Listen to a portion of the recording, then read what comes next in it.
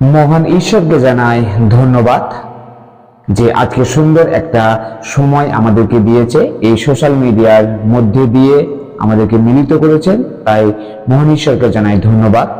এবং যতজন শ্রোতা হিসাবে রয়েছেন আপনাদের প্রত্যেককে জানাই প্রভু যিশুর মধুর নামের শুভেচ্ছা, প্রত্যেককে জয় যিশু। চলুন সেই শুরু করা যাক সেই আজকের আমাদের প্রচার। আর আজকে প্রচারের জন্য যে বিষয় আমি নিয়েছি আর সেটি হলো সম্পূর্ণ ক্ষমা। আর বাইবেল থেকে যে অংশ আমি নিয়েছি সেটি মথি লিখিত সুসমাচার তার 18 অধ্যায় 21 থেকে 35 পদ। চলুন যাওয়া যাক সেই প্রচারের মধ্যে। আমরা এখানে যিশুর কাছ থেকে এমন একটি শব্দ শুনছি যেটা শুনতে খুব সহজ, কিন্তু কার্যতে পরিণত করা খুব কঠিন, আর সেটি হলো ক্ষমা। যদি আমরা মথি লিখিত সুসমাচার তার 18 অধ্যায়ের মাঝ বরাবর দেখি, আমরা দেখতে পাই যে প্রভু যিশু একটি কঠিন বিষয়ে শিক্ষা দিয়েছেন, সেটি হলো ক্ষমা। এটি এমন একটি বিষয় যার সম্মুখীন হননি এমন কেউই নাই। তাই এই বিষয়টি সার্বজনীত ও সর্ববিদিত, আর এই বিষয়ে ব্যাখ্যা করাও খুব সহজ নয়। তো এখানে আমরা যদি ভালো করে আমরা মথি লিখিত সুসমাচার তার 18 অধ্যায় যদি আমরা 21 থেকে 35 পদ দেখি, এখানে আমরা দেখতে পাই যে পিতর তিনি জানতেন যে তার ভাই অপরাধ করলে অবশ্যই ক্ষমা করতে হবে। তবে তিনি প্রভুর কাছে সেটি জানতে চেয়েছিলেন যে সেটি হলো একজনকে কতবার ক্ষমা করব। আজ আমরা যতজন এই সোশ্যাল মিডিয়াতে যারা আমরা এই প্রচার শুনছি, আমাদের প্রত্যেকের কাছেও একই রকম প্রশ্ন আসে যে হ্যাঁ, ক্ষমা তো করব, কিন্তু কতবার। কিন্তু এখানে আমরা যদি আরেকটু ভালো করে এখানটা আমরা পাঠ করি, সেখানে আরেকটি বিষয় আমাদের দৃষ্টিতে আসে, সেটি হলো যে প্রভু যিশুর নম্রতা ও সমর্পিত জীবন দেখতে পাই। যিশু এখানে তার শিষ্যদের তিনি শিক্ষা দিচ্ছেন, তাদেরকে নত হতে হবে। কেননা স্বয়ং প্রভু যিশু তিনি নত নম্র জীবন যাপন করার জন্য এসেছেন। শিষ্যদের প্রভু যিশু বলছেন যে তারা যখন নম্র হবে তখন অন্যদের জন্য তারা পরিধানের উৎস হয়ে উঠবে। এখন যদি আপনি বা আমি যখন নত নম্র হই, তখন অন্যদের কাছে আশীর্বাদের উৎস হয়ে উঠতে পারি। এখন প্রত্যেকের কাছে একটা প্রশ্ন যে আপনাদের জীবনে কতজনকে আপনি উদ্ধার করতে চান? পিতর সবই জানতেন, কিন্তু তিনি প্রশ্ন করেছেন কতবার আমার বিরুদ্ধে পাপ করলেও আমি ক্ষমা করব। এটা খুবই একটা স্বাভাবিক বিষয়। আমরাও প্রশ্ন করি, ক্ষমা তো করব, কিন্তু কতবার ক্ষমা করব। আর এইখানে যিশু খুব কঠিন একটি বিষয় বলেছেন। যদি আমরা বাইবেল থেকে দেখি মথি লিখিত সুসমাচার তার 18 অধ্যায় 22 পদে, আর সেটি হলো যে তোমাকে বলিতেছি না 7 বার, কিন্তু 70 গুণ 7 বার পর্যন্ত। আজ আপনি ঠিক একইভাবে বলি যে কতবার ক্ষমা করব, 1 বার, 2 বার, 3 বার। কিন্তু দেখুন আমাদের প্রভু যিশু ক্ষমার বিষয়ে কি বলছেন। আসুন এই বিষয়ে আমি 3টি পয়েন্ট আমি রেখেছি, আমরা একটু মনোযোগ সহকারে শুনি। প্রথম যে বিষয়, আর সেটি হলো যে এটি ছিল একটি অসম্ভব। বাইবেল থেকে যদি আমরা দেখি মথি লিখিত সুসমাচার তার 18 অধ্যায় 23 থেকে 27 পদে আমরা দেখতে পাই যে যিশু এখানে একটি দৃষ্টান্ত দিয়েছেন। স্বর্গরাজ্য একজন রাজার তুল্য। তিনি আপন দাসগণের কাছে হিসাব লইতে চাহিলেন। আপনি আমি মনে মনে এই বিষয়টি একবার কল্পনা করি। আমাদের সকলকে বিচারের দিনে সেই রাজার সামনে দাঁড়াতে হবে ও আমাদের হিসাব দিতে হবে। এটি সেই সময় যখন আমাদের জীবনে সমস্ত আয় ব্যয়ের হিসাব দিতে হবে।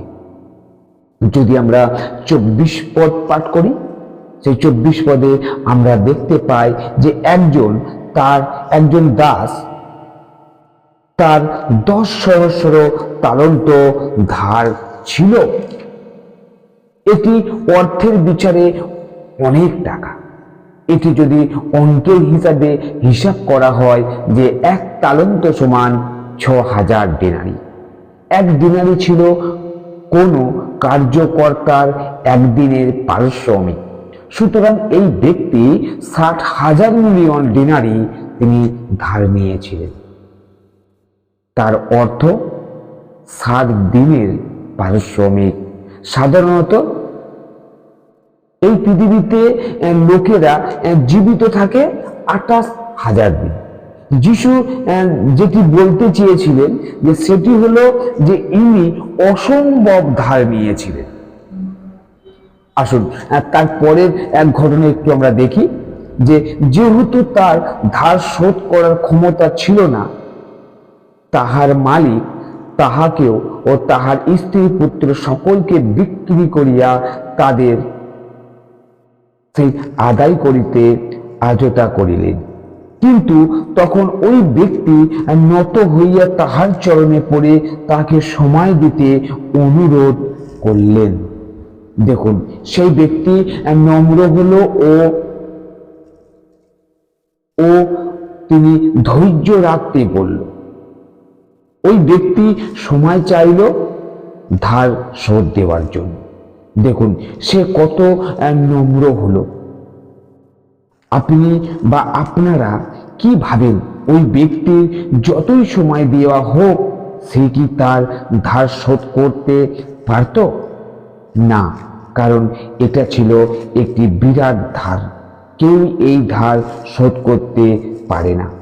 যদি আমরা 27 পদে পাঠ করি, সেইখানে আমরা দেখতে পাই যে 27 পদ বলছে, তখন সে দাসের প্রভু করুণা বিশিষ্ট হইয়া তাহাকে মুক্ত করিলেন ও তাহাকে ক্ষমা করিলেন। এই দাস কি এটা তার কাছে চেয়েছিল? না, ওই দাস বলেছিল আমার প্রতি ধৈর্য ধরুন, কিন্তু মালিক তাহাকে মুক্ত করিলেন। এই দৃষ্টান্তটি আমাদের প্রত্যেকের কাছে একটা শিক্ষণীয়। সাধু পৌল তিনি বলছেন রোমীয় তার 6 অধ্যায় 23 পদে, পাপের বেতন মৃত্যু।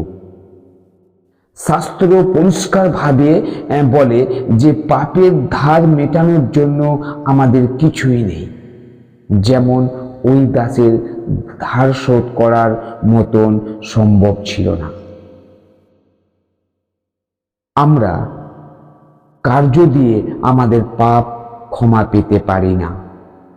প্রিয় বন্ধুরা, আমরা আমাদের পাপের ধার প্রভুর সামনে এক বিশেষ পরীক্ষা। আমাদের পাপের দেনা ওই ব্যক্তির মতন 60,000 মিলিয়ন দিনের বেতনের সমান হতে পারে, কিন্তু ঈশ্বর আমাদের সকল ধার ক্ষমা করতে চান, আমাদের পাপের দাসত্ব থেকে মুক্তি করতে চান। আর এটা সম্ভব যীশু খ্রিস্টের মৃত্যু এবং পুনরুত্থানের মাধ্যমে। আর সেই জন্য সাধু পৌল বলছেন, যদি আমরা ইফিসীয় তার 2 অধ্যায় দেখি, যে তোমার অনুগ্রহ আমার পক্ষে যথেষ্ট। দ্বিতীয় পয়েন্ট সেটা হলো যে স্বাধীন হও। আর যদি আমরা বাইবেল থেকে দেখি, মথি লিখিত সুসমাচার তার 18 অধ্যায় 28 থেকে 31 পদ, এখানে আমরা দেখতে পাই যে যাকে স্বাধীন বা ক্ষমা করা হলো তিনি কিভাবে অন্যদের প্রতি সুব্যবহার করছেন। 28 পদে দেখতে পাই ওই ক্ষমাপ্রাপ্ত ব্যক্তি বাইরে গেলেন এবং একজনকে দেখতে পেলেন। তিনি তার কাছ থেকে 100 তালন্ত ধার নিয়েছেন। মনে রাখবেন যে ক্ষমাপ্রাপ্ত ব্যক্তি তার 60,000 মিলিয়ন দিনারে ক্ষমা পেয়েছেন, কিন্তু তিনি তিনি তিনি তার থেকে খুবই কমবার নেওয়া ব্যক্তিকে ক্ষমা করতে পারছেন না। এখানে তাকে গলা ধাক্কা দিচ্ছে, সে তাকে জোর করছে যেন সে তার দেনা শোধ করে। অর্থাৎ যিনি এত বড় ক্ষমা পেলেন তিনি ক্ষমা করতে প্রস্তুত নন। এখানে এই ব্যক্তি তাকে ধৈর্য ধরতে বলেছেন, কিন্তু এখানে তিনি রাজি নন। এটা কত আঘাত পাওয়ার বিষয়। এমনকি অনেকে এটা দেখে অবাক হয়ে গেলেন। তৃতীয় পয়েন্ট, সেটি হলো বিচার। যদি আমরা মথিলিখিত সুসমাচার তার 18 অধ্যায় 31 থেকে 35 পদ দেখি, আর সেখানে আমরা পরিষ্কারভাবে সেই 35 পদে আমরা দেখতে পাই, সেখানে ঈশ্বর আমাদেরকে বলছেন, তোমরা যদি ক্ষমা করো তবে তোমরা ক্ষমা পাবে।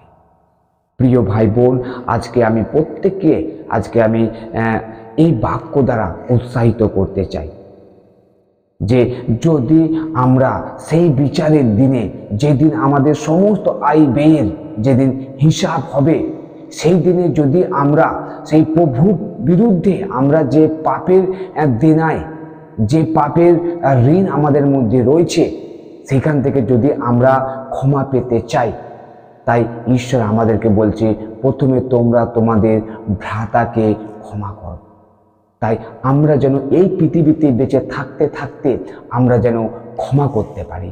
সেটা একবার নয়, দুবার নয়, তিনবার নয়, প্রভু যেভাবে আমাদেরকে বলেছেন আমরা যেন সেই রূপ যেন ক্ষমা করতে পারি, যেটা আমরা মথিলিখিত সুসমাচার তার 18 অধ্যায় 22 পদে যেটা ঈশ্বর আমাদেরকে বলেছে।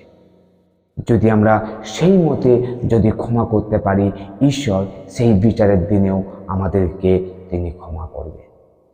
ঈশ্বর তার আপন বাক্যে আমাদের প্রত্যেককে আশীর্বাদ করুক। আমেন। জয় যিশু।